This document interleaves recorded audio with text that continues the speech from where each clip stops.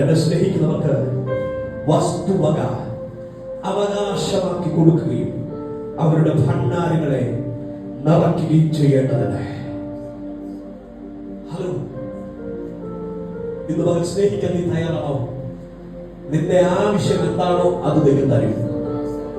നിനക്ക് എന്താണോ വേണ്ടത് അത് ദൈവം തരും. എത്ര പേര് തിരിച്ചറിയുന്നു? ഇന്ന് പകൽ ഈ വചനം കേൾക്കുമ്പോൾ നിന്റെ ആവശ്യം എന്താണെന്ന് ഒരു നിമിഷം ദൈവത്തോട് പറ. നിന്റെ ആവശ്യം എന്താണെന്ന് ഒരു നിമിഷം നീ ദൈവത്തോട് പറ. നിനക്ക് വേണ്ടത് ദൈവം തരും. ഈ 2026 വേണ്ടത് തരും.